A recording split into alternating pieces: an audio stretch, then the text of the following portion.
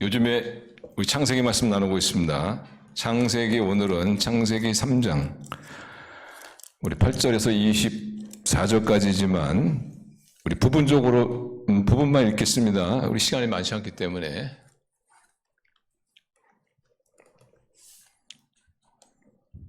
자 15절부터 21절까지만 교독하도록 하겠습니다. 제가 먼저 읽겠습니다. 내가 너로 여자와 원수가 되게 하고 내 후손도 여자의 후손과 원수가 되게 하리니 여자의 후손은 내 머리를 상하게 할 것이요 너는 그의 발꿈치를 상하게 할 것이니라 하시고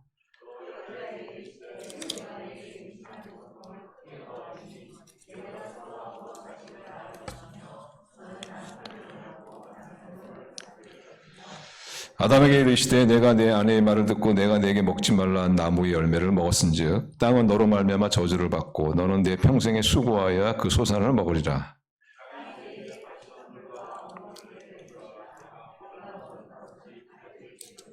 내가 흙으로 돌아갈 때까지 얼굴에 땀을 흘려야 먹을 것을 먹으리니 내가 그것으로 취함을 입었음이라.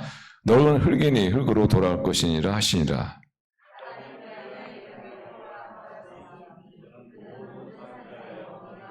21절에 같이 있습니다. 여호와 하나님이 아담과 그의 아내를 위하여 가죽옷을 지어 입히시니라. 아멘.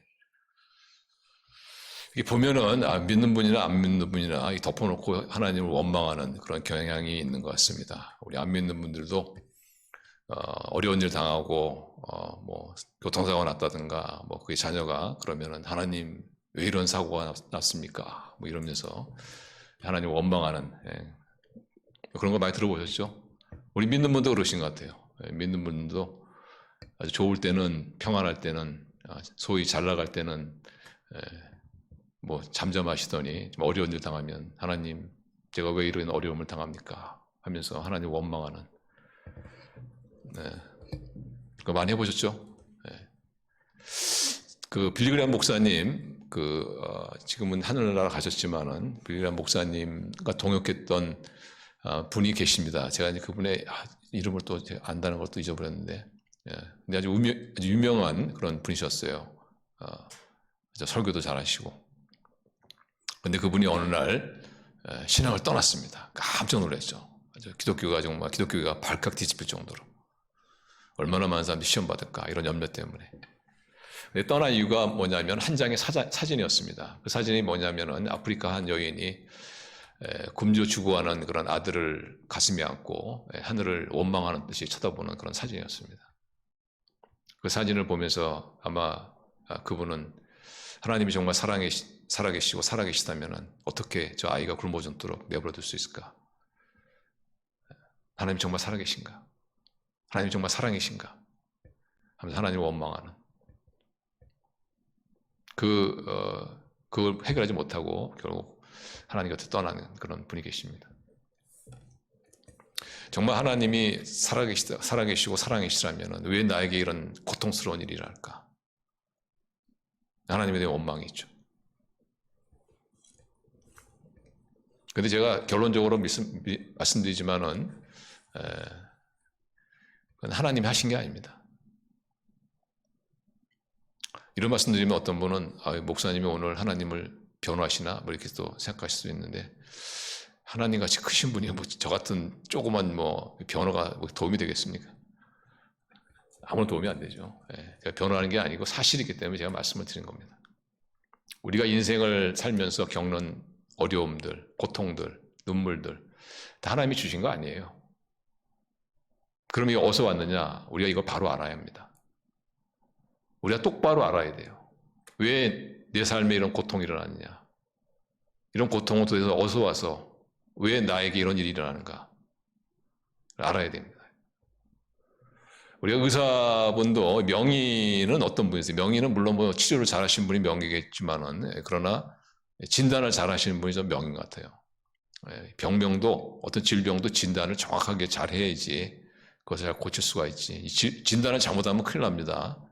그런 것처럼 우리가 인생을 살아가면서 경험하는 이런 불행이라든가 고통, 이것이 도대체 왜 왔는가? 이게 정말 하나님부터 왔다면 하나님을 원망할 만하죠. 그러나 하나님부터 오지 않았다면은 그 원인을 잘못된 곳을 찾는다면은 이게 해결이 안 됩니다. 분명한 것은 우리 불행의 원인은 하나님께 있지 않습니다. 하나님은 우리에게 고통을 주시는 분이 아닙니다. 그런데 그것을 하나님의 탓으로 돌리고 원망하면은 이게 해결이 안 되면 이해도 안 되고 이해도 안 되면 상처를 받고 그러면은 믿음이 자라지가 않아요. 우리가 인생에서 경험하는 모든 고통과 불행들 이게 어디서 왔느냐? 인간으로부터 왔습니다. 인간으로부터.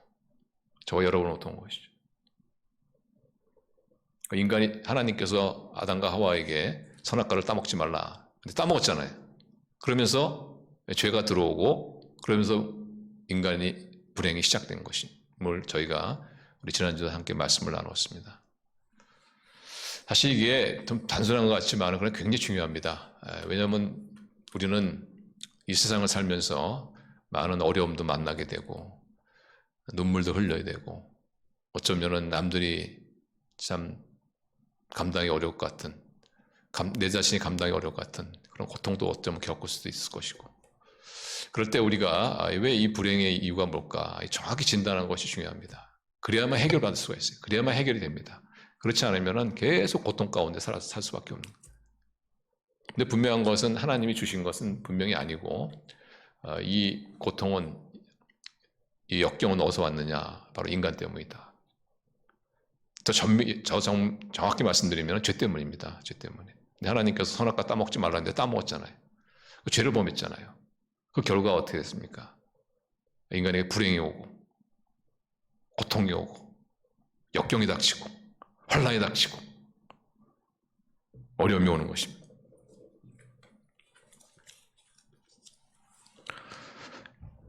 바로 아담과 하와라고 말할 수 있지만 그러나 우리도 이런 아담과 하와 같은 DNA를 가진 우리도 역시 그 원인의 제공자라고 말할 수가 있죠. 그래서 죄 때문인데 그 죄라는 것이 뭐냐 이렇게 또 우리가 질문할 수 있는데 죄는 한마디로 말하면은 하나님 노릇하는 겁니다. 자기가 하나님 필요 없어요. 제가 하나님 노릇하겠습니다 하는 것이 죄입니다. 그래서 우리 하나님께서 분명히 선악과를 따먹지 말라고 했는데 선악과 따먹지 않았습니까? 선악과를 따먹으면서 죄가 들어왔단 말이죠. 그 선악과라는 하고 죄라는 것은 상당한 어떤 연관관계가 있어요.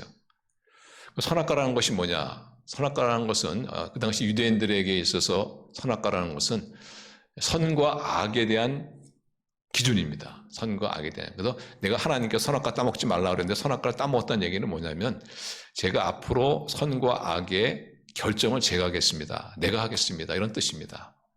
그동안 선이라는 것은 뭐냐면 유대인들에게 선이라는 것은 자기에게 유익한 겁니다. 악이라는 것은 뭐냐면 자기에게 해를 끼치는 거예요. 근데 전에는 아담과 죄가 들어오기 전에는 이 나에게 유익하고 나에게 해가 되는 것을 누구의 판단으로 봤냐면 하나님의 판단으로 봤어요.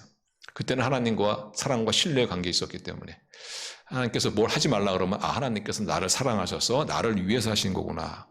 그걸 받아들였단 말이죠. 그렇게 선과 악에 대한 하나님의 결정을 받아들였단 말이에요. 그런데 선악과를 따먹으로 말미암아 이제 인간이 하나님 이제 나에게 해가 되고 유익한 것을 내가 결정하겠습니다. 내가 결정하겠습니다. 다시 말하면 무슨 말입니까?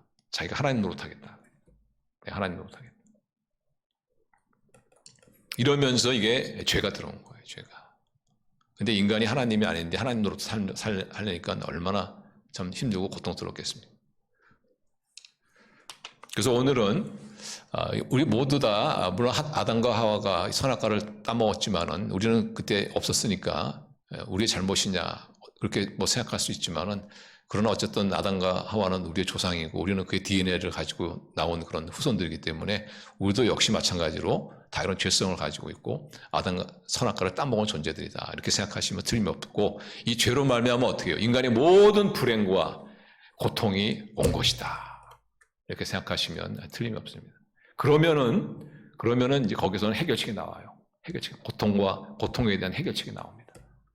근데 이거 갖다가 자꾸 하나님을 원망하고 뭐 마귀를 어떤 사람은 탓한 사람이 있고 어떤 사람은 환경을 탓한 사람이 있고 어떤 사람은 남을 탓한 사람이 있는데 그렇게 해가지고는 결코 내가 직면하고 있는 고통 해결할 수 없단 말이에요. 나도 선악과를 따먹은 존재다. 나도 한때는, 지금은 아니지만 한때는 내가 해가 되고 나에게 유익한 것을 내가 스스로 결정하겠다고 하나님께 선언한 존재다. 내가 하나님 노릇하며 살겠다고 하나님께 말한 존재다. 그래서 나의 삶에 이런 역경과 그런 어려움이 온 것이다. 그것을 초래한 것은 바로 내 자신이다. 뭐 내 자신이 아니더라도 어차피 인간으로부터 인간이 초래한 거니까 뭐 그것이죠. 그래서 아담과 하와가 하나님 노릇하겠습니다 하고 선악과를 따먹으면서 그러면서 가져온 죄의 결과가 뭐냐. 오늘 본문에 죄의 결과들이 나오죠. 첫 번째가 뭐냐면 우리가 지난주에도 말씀 나왔지만 수치심입니다. 수치심. 그 7절 보시면 7절 다시 한번 보세요. 7절 같이 읽습니다. 시작. 이에 그들의 눈이 밝아 자기들의 몸이 벗은 줄을 알고 무화과 잎을 엮고 치마를 하였더라. 하나님 노릇하겠다고 선악과를 딱 따먹었을 때 그들의 눈이 밝아지면서 그들에게 딱 보여진 것이 뭐냐면 자신의 벗은 몸입니다. 다시 말하면 수치심이죠. 근데 이 수치심이라는 것이 단순히 어떤 부끄러움 이 정도가 아니고 아주 원초적인 부끄러움이에요. 원초적인 나란 존재에 대한 부끄러움. 나란 존재에 대한 부끄러움. 그래서 우리가 어떻게 할 수 있냐면은 자기가 부끄러움을 딱 느끼고 수치심을 느끼고 자기 생식기를 가리죠. 무화과나무를 엮어가지고 치마를 만들었는지 뭐 바지를 만들었는지 잘 모르겠습니다만은 어쨌든 이렇게 자기 생식기를 가리지 않습니까? 근데 정말 가려야 것은 생식기가 아니라 어디냐면은 제가 선악과를 따먹으면 입이죠. 입을 가려야지. 입을. 범죄한 입을 가려야 되는데 그렇지 않고 입은 놔두고 생식기를 가렸다는 것은 뭐냐면은 여기서 느끼는 죄로 말미암아 느끼는 어떤 수치심. 이것은 다시 말하면은 아주 원초적인 수치심이라는 거죠. 인간이 가지고 있는 수치심, 부끄러움. 남이 나를 어떻게 생각할까? 열등의식이라고 얘기할 수도 있고. 어떤 수치심입니다. 수치심. 이것을 우리는 끝없이 가리면서 여러 가지 가리개로 가리면서 우리는 인생을 살아가죠. 성공이라는 가리개, 사람의 인정이라는 가리개, 이런 여러 가지 가리개 가지고 수치심을 커버하려고 애쓰지 않습니까? 근데 그거 가지고 커버가 안 되죠. 그러니까 이 존재에 대한 우리는 전제론적으로 불행한 존재예요. 전제론적으로. 왜? 죄를 범해서. 죄 때문에. 그 다음에 죄로 말미암은 결과 또 무엇입니까? 두려움이죠. 8절 보시면. 8절에 같이 읽어요. 시작. 그들이 날이 서늘할 때 동산에 거니시는 여호와 하나님의 음성을 듣고 아담과 그 아내가 여호와 하나님의 낯을 피하여 동산나무 사이에 숨은지라. 지금도 우리가 하나님과 좀 가까워지면은 하나님 임재를 느낄 때가 있죠. 그래서 어떤 분은 기도하는데 자꾸 하나님이 뒤에 계신 것 같다. 이런 또 간증하시는 분도 있고. 우리가 좀 하나님 가까우면은 이 하나님 임재하심이 느껴집니다. 이렇게. 지금도 그런데 그 당시 이 죄가 들어오기 전에 아담과 하와 그리고 하나님과의 그런 친밀한 관계는 정말 대단했겠죠. 그때는 또 하나님께서 이렇게 잘 교제할 정도로 모습으로 이렇게 나타나셔서 정말 아담과 하와하고 하나님께서 어떤 그 친밀한 그런 관계를 갖지 않았습니까? 그런 따뜻한 관계를 갖지 않았습니까? 근데 이제 관계가 다 깨지고 죄가 들어오면서 관계가 깨지고 어떻게 해서 이제 하나님이 두려움의 대상이 됐죠. 공포의 대상이 되었죠. 그래서 우리 인간 안에는 이 죄로 말미암아 이 두려움이 있어요. 두려움. 물론 이 두려움이라는 것이 나쁜 건 아닙니다. 하나님께서 주신 것일 수도 있어요. 사실. 우리의 감정이라는 것이 죄를 짓기 전에는 이 감정이 서로 이렇게 잘 조화를 이루었어. 이렇게. 그래서 두려워할 땐 두려워할 줄 알고 기쁠 땐 기쁠 줄 알고. 근데 죄를 범하면서 이 감정의 조화가 깨졌습니다. 깨졌어요. 그러면서 어떻게 되느냐? 인간은 두려워한 존재가 된 거예요. 두려워한 존재. 그래서 뭔가 미래에 대한 하여튼 막연한 두려움들. 그래서 끝없는 두려움 가운데 살아가는 것이죠. 이것을 저는 이게 어떤 정신적 고통이다. 이렇게 말할 수 있습니다. 정신적 고통. 여러분 두려움을 느낄 때 막 가슴이 막 뭔가 막 일어날 것 같은 뭔가 그럴 때 얼마나 여러분 고통스럽습니까? 불행한 존재죠. 자, 그 다음에 또 죄의 결과로 온 것이 뭐냐면 관계가 깨졌죠. 자, 9절 10절. 우리 9절 10절 같이 씁니다. 시작. 여호와 하나님이 아담을 부르시며 그에게 이르시되 내가 어디 있느냐? 이르되 내가 동산에서 하나님의 소리를 듣고 내가 벗었으므로 두려워하여 숨었나이다. 그때 이렇게 11절 이렇게 말씀하십니다. 이르시되 누가 너의 벗었음을 내게 알렸느냐? 내가 내게 먹지 말라 명한 그 나무 열매를 내가 먹었느냐? 그러니까 12절에 아담이 이렇게 변명합니다. 아담이 이르되 하나님이 주셔서 나와 함께 있게 하신 여자 그가 그 나무 열매를 내게 주므로 내가 먹었나이다. 여기서 예수님께서 그들이 벗었음으로 두려워하여 숨었나이다 이렇게 얘기했지만 거짓말이죠 사실. 그들이 두려워한 것은 벗어서 두려워한 것이 아니고 하나님이 먹지 말라는 선악과를 따먹기 때문에 두려워한 겁니다. 그러니까 벌써 하나님과의 관계에 금이 가기 시작하죠. 거짓말하잖아요. 그리고 전에는 내 살 중에 살이요 뼈 중에 뼈라고 그렇게 참 좋아했던 그런 남자와 여자의 관계가 이제는 저 여자 때문입니다 하면서 그 책임을 전가하는 그런 관계가 깨진 겁니다. 아주 그런 좋았던 관계가 깨지고 하나님과의 관계가 깨지고 사랑과의 관계가 깨지고요. 사랑과의 관계, 우리는 어디서 행복감을 느끼냐면 사실 관계에서 행복감을 느낍니다. 따뜻한 관계에서 행복감을 느끼지 않습니까? 어떤 어렸을 때 그 친구들과의 그런 좋은 추억들, 그런 관계 속에서 행복감을 느끼지 않습니까? 근데 이제는 행복감을 느낄 수 있는 관계가 다 깨져버린 거예요. 오히려 관계 속에서 우리는 고통을 당하는 거예요. 여러분 지금까지 살아오시면서 정말 마음으로 힘들었을 때가 언제입니까? 관계가 안 좋을 때죠. 관계가 안 좋아요.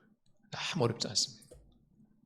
부부관계가 안 좋고 친구와의 관계가 안 좋고 특별히 가까이 있는 사람과의 관계가 힘들 때 그때 정말 힘들죠. 왜 그러냐? 이 죄 때문에 그런 거예요. 죄 때문에.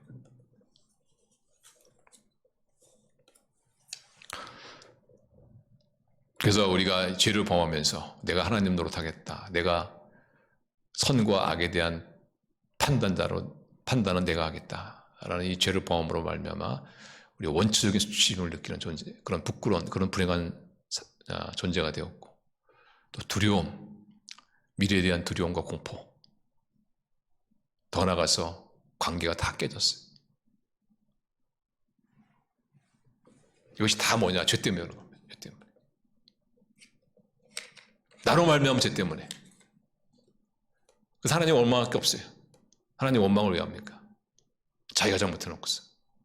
제가 이거 다 하나님께서 보기 좋은 아름다웠던 이 모든 것을 다 망쳐놓고서 다 깨뜨려 놓고서 하나님을 원망하다니 그게 참 말이 안 되죠. 또 하나 우리가 좀 주목할 것이 뭐냐면은 죄로 말미암아 온 것이 뭐냐면 황폐함입니다. 황폐함. 여러분 우리의 인생에서 여러분이 어떤 황폐함을 느낀다. 죄 때문에 그렇습니다. 17절에서 19절 보시면 이렇게 나오죠. 17절 보시면 아담에게 이르시되 내가 내 아내의 말을 듣고 내가 내게 먹지 말라는 나무 열매를 먹었은즉 땅은 너로 말미암아 저주를 받고 너는 그 평생의 수고와 그 소산을 먹으리라. 땅이 저주를 받단 말이죠. 땅이 황폐했다는 것이죠. 죄를 지음으로 말미암아.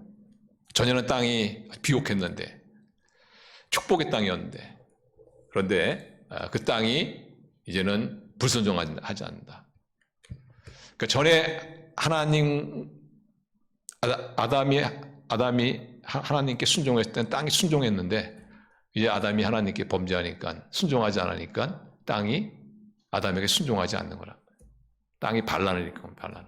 그 전에는 막 즐거워서 휘바람을 불면서 일을 했는데 이제는 땅이 황폐해지니까 이 노동 자체가 이제 고욕이 된 거죠.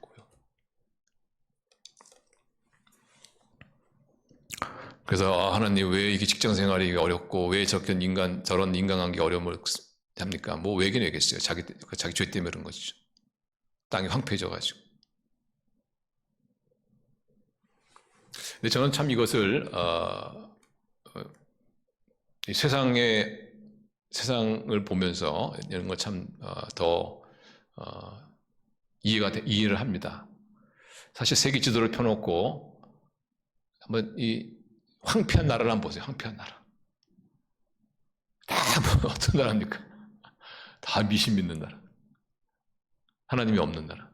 하나님이 떠난, 하나님 임재가 없는. 에디오피아도 그렇죠. 에디오피아도 사실 못 사는 나라입니다. 아프리카 나라에서 못 사는 나라인데 에디오피아가 그렇게 못 사는 나라가 아니었어요. 우리나라가 6.25 전쟁 때 우리나라에 참전 그런 군인을 보낼 정도로 좀 괜찮은 그런 나라였습니다. 근데 그때는 어떤 나라였냐면 민주국, 하나님을 믿는 기독교 국가였어요. 그런데 거기 공산당이 들어오면서 독재국가가 들어서면서 모슬렘이 오면서 이제 그 땅이 황폐해진 거죠. 뭐 멀리도 찾아볼 거 없어요. 가까이 북한도 마찬가지입니다. 북한도 사실상 일제시대 때 남한보다 훨씬 잘 살았어요. 남한의 그 호남 곡창지대라고 하지 않습니까? 근데 호남의 곡창지대보다 훨씬 더 잘 살았어요. 이북이. 그때 활발하게 상거래하면서 아주 근데 그때 어떻게 그렇게 이북이 잘 살았냐면은 그때 바로 기독교의 부흥기였어요. 기독교 부흥기. 평양교회 부흥기 막 일어나고. 그러니까 하나님은 풍요한 하나님이시니까 하나님의 다스리는 거기에는 풍요함이 있단 말이죠. 근데 그런 풍요한 하나님을 거절하고 그 풍요한 하나님을 몰아내고 자기가 이제는 하나님 노릇하겠다 하면 거기에 찾아온 것이 뭐냐면 황폐합니다. 황폐함. 근데 거기에 김일성 공산주의가 들었으면서 그러면서 이제 그 땅이 하나님을 거부하며 공산당은 하나님을 거부하잖아요. 믿지 않잖아요. 그러면서 그 땅이 황폐해진 거예요. 멀리도 뭐 찾아볼 거 없습니다. 그래서 우리도 마찬가지입니다. 우리가 하나님을 거부하면은 우리의 삶이 황폐해집니다. 우리가 하나님께 죄를 짓고 하나님을 거부하면 우리 땅이 황폐해지는 거예요.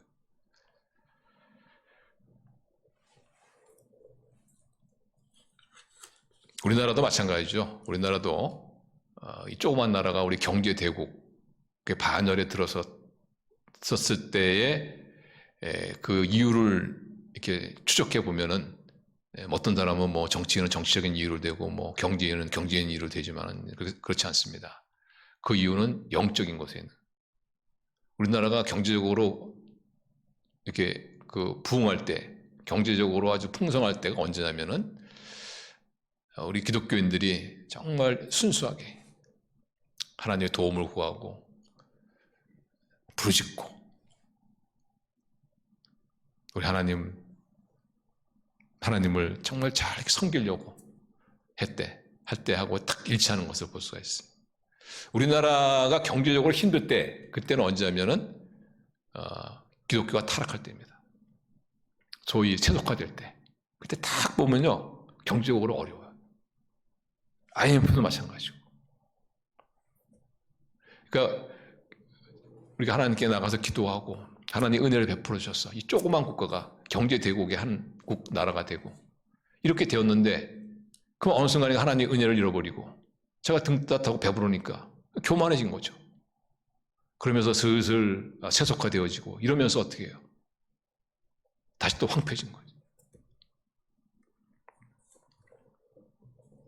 그래서 우리 성도님들도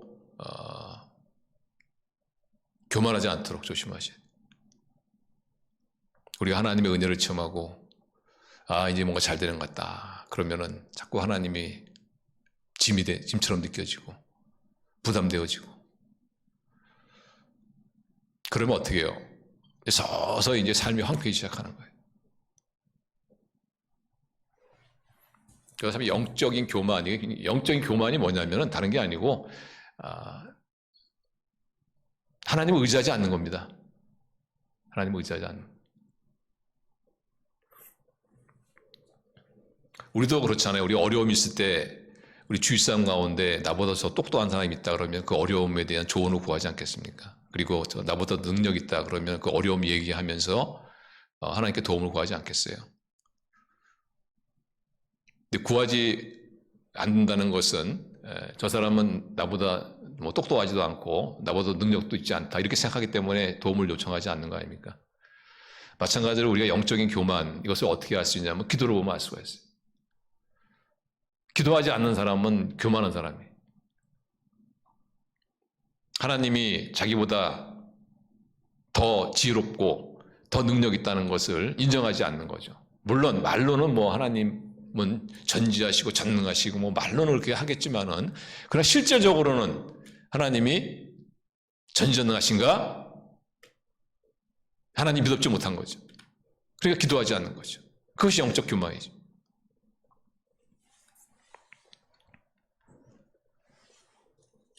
우리 성도님들 늘 하나님을 의지하시기를 바랍니다.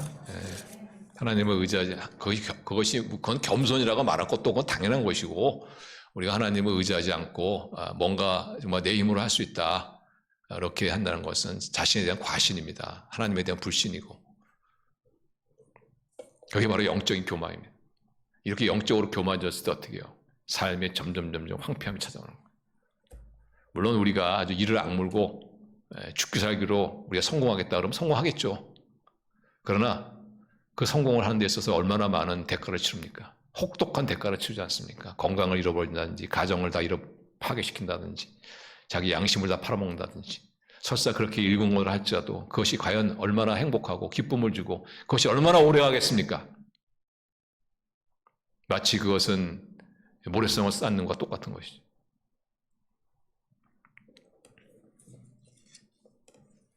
그래서 우리가 교만하지 않도록 우리는 늘 마음에 가난한 마음을 가지고 나의 나된 것은 하나님의 은혜입니다 이러면서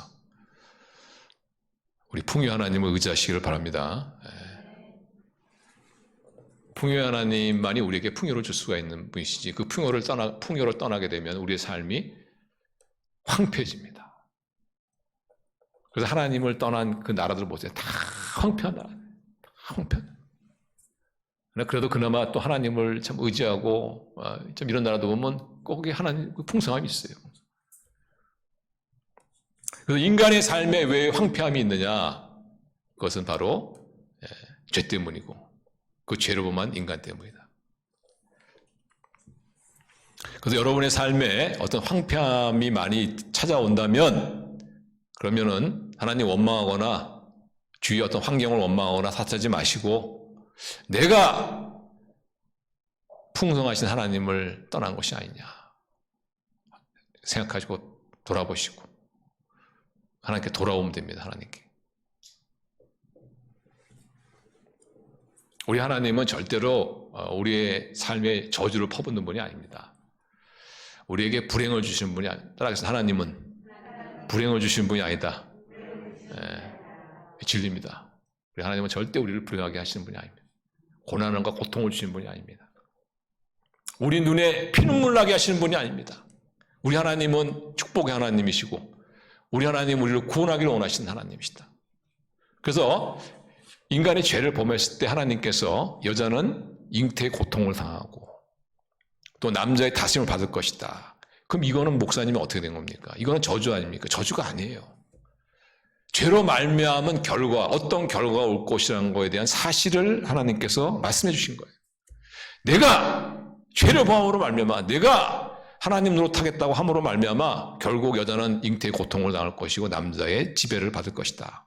그리고 남자는 또한 땅이 저주를 받아서 이제는 수고하고 땀을 흘려야 소산물을 먹을 것이다. 라는 그런 사실을 말씀하신 것이지 이것이 고통을 당해라! 라고 저주한 것이 아니란 말이에요.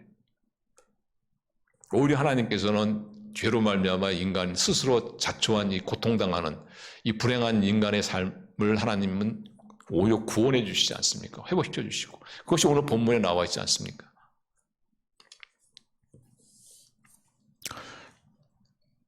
하나님께서 창세기 2장 17절에 보시면은 네가 선악과를 따면 정령 죽으리라 이렇게 말씀하시죠. 그런데 13장 16절에 보시면 또 이런 말씀하십니다. 이 정령 죽으라는 것이 너 죽어! 이런 뜻이 아니에요. 넌 죽어라! 이런 저주가 아닙니다. 죽을 것이라는 사실을 어떻게 해요? 말씀해 주신 거란 말이죠. 그런데 인간이 선악과를 따먹잖아요. 그 하나님께서 어떻게 하십니까? 3장 16절 보시면 3장 16절 보시면 또 여자에게 이르시되 내가 내게 임신하는 고통을 크게 더하리니 내가 수고하고 자식을 낳을 것이며 너는 남편을 원하고 남편은 너를 다스릴 것이라 하시고, 자식을 낳을 것이며, 이게 포인트입니다. 자식을 낳을 것. 앞에 임신하는 고통, 이게 포인트가 아니고 자식을 낳을 것. 그러니까 하나님께서는 인간에게 너가 이 선악과를 따먹으면 죽을 것이다 라는 그런 사실을 알려줬어요. 근데 인간이 따먹었단 말이죠. 그 하나님은 어떻게 하십니까? 그러나 너는 자식을 낳을 것이다. 자식은 낳을 것이다. 너로도 끝나지 않을 것이다. 이런 하나님이란 말이죠. 이게 하나님의 자비하심 아닙니까? 또 남자가 너는 땀을 흘려야만 먹을 것을 얻을 것이다. 땅이 황폐해짐으로 저주를 받아서 황폐해졌다. 이렇게 사실을 알려주시고, 그러나 어떻게 하십니까? 하나님께서 어떻게 하세요? 18절 보시면 땅이 내게 가시덤불과 엉겅퀴를 낼 것이요 너는 먹을 것은 밭의 채소인지 그러나 채소는 내가 먹게 해주겠다. 굶겨 죽진 않겠다. 저 같으면은 정말 그것도 안 줄 것 같은데 하나님은 자비로우신 분이니까 그러나 내가 채소는 먹게 해주겠다. 우리 하나님이 얼마나 자비로우신 분입니까? 우리 하나님은 고통을 주신 분이 아니시고 고통 가운데는 우리를 구원하시는 우리 하나님인 것을 여러분 믿으시기 바랍니다. 우리 고통의 모든 이유는 인간 때문에 그렇습니다. 이런 죄 짓는, 그래서 고통당하는 인간을 구원하시기를 원하시는, 구원해 주시는 하나님, 그 하나님이 바로 우리 하나님입니다. 그래서 우리가 하나님을 원망하면 안 되고, 하나님 저를 도와주십시오. 저를 구원해 주십시오. 이렇게 기도해야죠. 그리고 나서 어떻게 해요? 또 하나님께서 에덴 동산에 쫓아내시죠. 에덴 동산에서. 자 보시면 23절 보시면 여호와 하나님 에덴 동산에서 그들을 내보내어 그의 근원이 된 땅을 갈게 하시니라. 하나님께서 인간을 에덴 동산에서 쫓아내신 것도 하나님의 자비하심입니다. 왜냐하면 인간이 죄를 범함으로 말하면 어떻게 했어요? 어떤 자기 존재론적인 수치감이 있죠. 수치스러운 존재에 대한 이 존재의 불행, 존재론적인 어떤 불행을 당하고 또 두려움, 정신적 고통을 당하고 또 이제는 자연도 순복하지 않습니다. 자연도 이제 막 반란을 일으켜요. 그래서 사나운 짐승들이 이제는 인간을 막 노립니다. 이제 하나님은 사랑의 하나님, 어떤 따뜻한 관계의 하나님이 아니고 하나님은 이제 공포의 대상이 되었습니다. 여러분 이런 상태에서 인생을 영원히 산다는 거 지옥 아니겠습니까? 여기서 끝내겠다는 겁니다. 그러니까 이것도 에덴 동산에 쫓아내는 것도 하나님의 자비하심입니다. 근데 하나님의 이 자비하심은 우리가 어디서 더 절정을 보냐면은 뱀을 저주한 데서 우리는 하나님이 얼마나 자비로우신 분인가. 하나님은 고통을 주신 분이 아니시고 고통 가운데서 우리를 구원하시는 자비로우신 하나님이라는 것을 우리는 더 확실하게 발견합니다. 14절 보시면 하나님께서는 절대로 인간을 저주한 적이 없습니다. 그러나 뱀은 저주하죠. 14절 보시면 14절을 같이 읽어요. 시작. 여호와 하나님이 뱀에게 이르시되 내가 이렇게 하였으니 내가 모든 육축과 들의 모든 짐승보다 더욱 저주를 받아 배로 다니고 종신토록 흙을 먹을지니라. 기어다닐 것이다. 배로 기어다닐 것이다. 그러니까 이 뱀에게 하나님이 저주하셨는데 저주의 내용이 뭐냐면 너는 배로 기어다닐 것이다. 그러면 이 뱀이 하나님의 저주를 받기 전에는 서서 다녔느냐? 또 그런 뜻은 아닙니다. 남자가 죄를 범하기 전에는 이 노동이 즐거움이었었는데 그런데 죄를 범함으로 말미암아 이제 노동이 고역이 된 것처럼 이 뱀도 하나님의 저주를 받기 전에는 배로 기어다녔는데 저주를 받은 후에도 배로 기어다닙니다. 그러나 달라진 것은 뭐냐면은 전에는 배로 기어다닐 때 죄를 질 때는 배로 기어다닐 때 그것이 아름다움이었는데 여러분 뱀이 지나간 것을 이렇게 촬영한 거 한번 보신 적 있나요? 아주 아름답습니다. 어떤 거는 물결. 그런데 이제 하나님의 저주를 받음으로 어떻게 그것이 이제는 섬뜩한 그런 걸로 변한 것이죠. 근데 사실상 하나님께서는 여기서 뱀을 저주하지만 실질적으로 저주의 타겟은 누구냐면 마귀입니다. 마귀를 이용한 뱀을 이용한 마귀.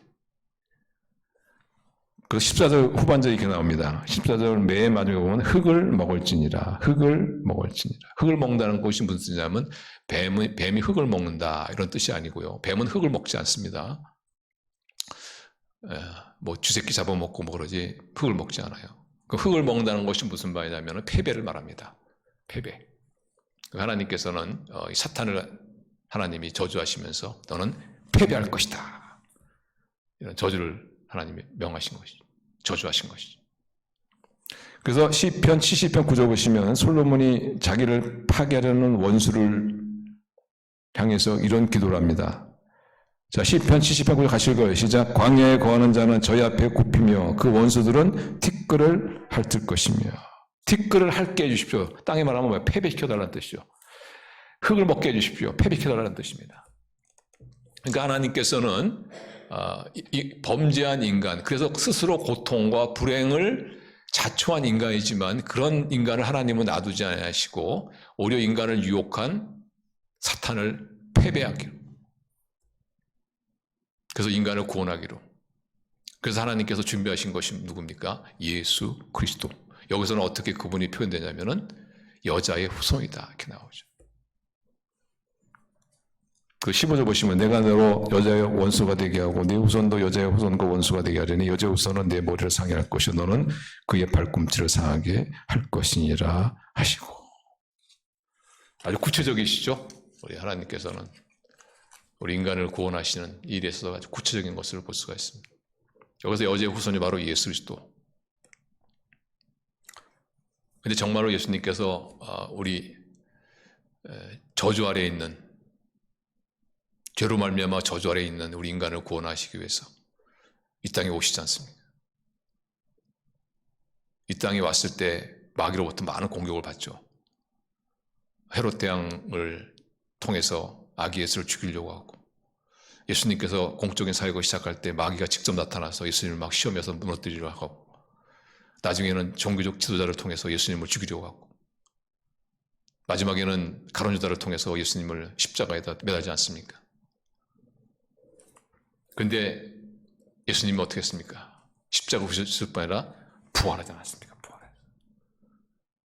그래서 죄를 이기고 사망을 이기고 마귀를 굴복시키지 않았습니까? 머리를 상해할 것이다. 뱀의 머리를 상해할 것이다. 뱀에게 결정타를 날린 것이죠. 그래서 우리가 이 예수님, 우리의 죄로 말미암아 스스로 불행, 스스로 고통의 삶을 초래했던 우리 인간을 우리 주님께서는 구원해 주기 위해서 보낸 분이 예수 그리스도시고, 그분은 오셔서 십자가에서 우리의 죄를 담당하심으로 말미암아 또 죽으시고 부활하심으로 말미암아 죄를 이기고 사망을 이기고 마귀를 이기는, 그래서 우리는 더 이상 이제 마귀와 죄와 사망의 종로로 타지 않는 그 저주 아래서 우리를 구원하시고 오셨던 분이 아니십니까? 그래서 예수 그리스도 그분을 우리가 참으로 안다면 어떻게 하나님은 우리에게 불행을 주시는 분이라고 말할 수 있겠습니까? 오히려 하나님은 우리를 불행 가운데 구원하시는 분이시다 라는 것을 우리가 예수를 통해서 더 이상 어떻게 우리가 거기에 대해서 확인할 수 있겠어요? 그 이상의 확인이 더 어떤 확인이 필요합니까?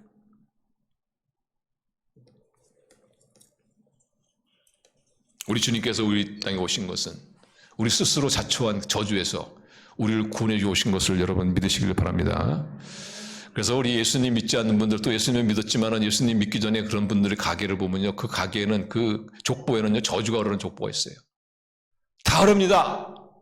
잘 몰라서 그렇지.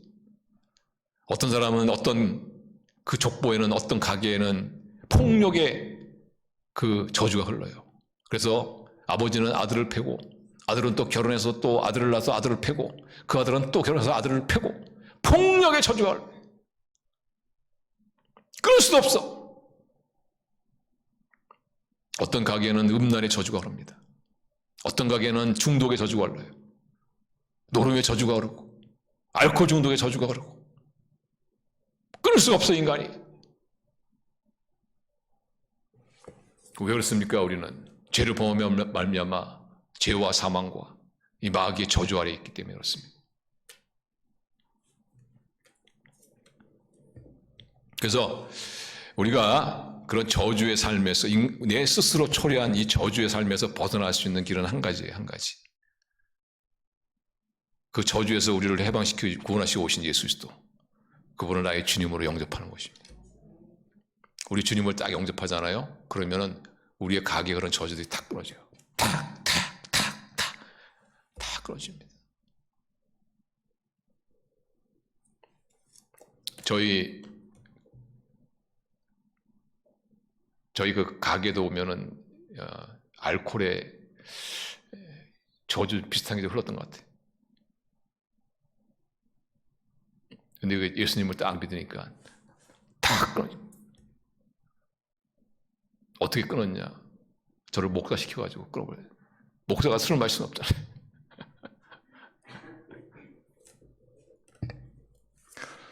그런데 제가 이렇게 말씀드리지만은 여러분 한번 여러분의 가게도 한번 잘 보세요. 저주가 흐릅니다. 그런데 이상하게 예수님 믿고 나서 그게 없었어. 왜냐?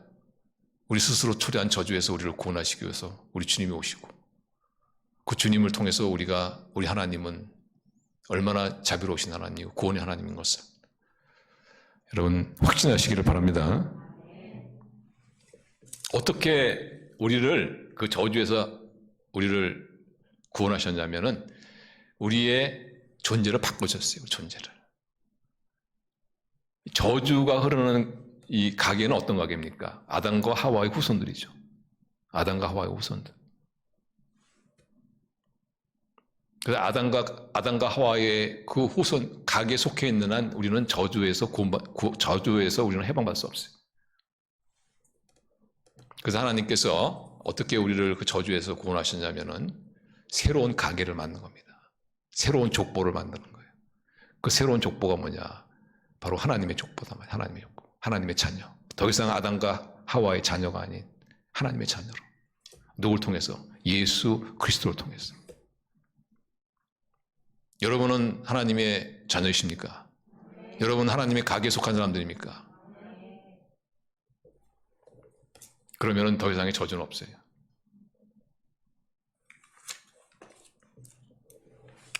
그런데 내가 분명히 예수님을 믿고 하나님의 자녀고 하나님의 가게에 속해 있는데, 그런데 왜 내 삶 가운데는 이 저주와 같은 것들이 여전히 있느냐? 있을 수 있어요. 왜 그러냐면은 마귀에게 속아서 그렇습니다. 마귀는 예수님께서 십자가에서 죄 문제를 담당하심으로 말미암아 죄의 무기도 없어지고 부활하심으로 말미암아 사망의 무기도 없어졌어요. 이제 마귀는 인간을 공격할 게 아무것도 없어. 그럼 한 가지 있어. 뭡니까? 거짓말. 그래서 끝없이 우리에게 거짓말합니다. 너는 새로운 존재가 아니야. 넌 새로운 피조물이 아니야. 너는 이제 변화된 삶을 살 수 없어. 너는 새로워질 수 없어. 너는 그 옛날에 그 저주의 삶, 그걸 그대로 살아야 돼. 끝없이 우리 거짓말로 우리를 옛사람에 묶어놓는 것이죠. 거기에 속으면은 예수님을 믿더라도 저주를 방불하는 그런 삶 가운데 있을 수가 있어요. 마치 이와 같은 거죠. 옛날에 아브라함 링컨이 그 노예를 해방시키고 이것을 이제 모든 해방에 대한 이 법령을 딱 선언했는데, 그럼에도 불구하고 그 당시에는 통신시설이 발달하지 않아가지고 많은 그런 흑인 노예들이 이걸 사실을 몰랐어요. 그리고 사실상 그 노예를 거느리고 있는 사람들도 노예를 더 부려먹으려고 이걸 알리지 않았습니다. 그러니까 분명히 자기는 이제 해방됐는데, 합법적으로 해방됐는데 이 사실을 모르니까 어떻게 해요? 계속 노예 노릇하고 있는 거예요. 우리가 그렇습니다. 우리는 예수 그리스도의 새로운 피조물로서 우리는 모든 죄에서부터 우리는 구원받았고 해방됐지만, 그러나 마귀의 거짓말에 속아서 자신이 새로운 존재인 것을 깨닫지 못하고 잊어버리고 있다면 여전히 노예 노릇하고 있다는 거예요. 죄의 노예가 되고 사망의 노예가 되고 마귀의 그런 저주의 삶에 우리가 거할 수 있어요. 그래서 우리가 그때마다 우리는 선포하는 거예요. 난 새로운 피조물이다. 예수 그리스도로 말미암아 모든 삶의 저주는 다 끊어졌다. 나는 새로워질 수 있다. 나는 지혜롭게 살 수 있다. 하나님께서 우리를 구원하실 뿐만 아니라 우리로 하여금 새로운 피조물로 살 수 있는 모든 힘을 주신 줄로 믿습니다. 그걸 믿어야 돼요. 믿고 기도하셔야 됩니다. 성령님 저를 도와주십시오. 성령님이 저를 도와주시면 제가 새로운 피조물의 삶, 축복의 삶, 풍요의 삶 제가 살 수 있습니다. 기도해야 돼요.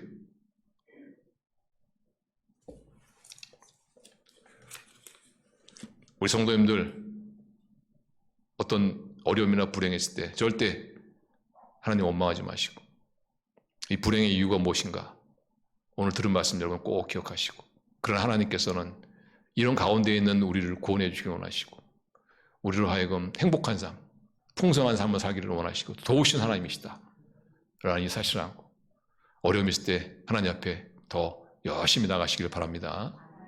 그래서 이 환난을 이 눈물을 기쁨으로 축복으로 바꿔주시는 하나님의 풍성케 하시는 이런 은혜를 맛보시는 저 여러분 되시기를 주님의 이름으로 축원합니다. 기도하시겠습니다.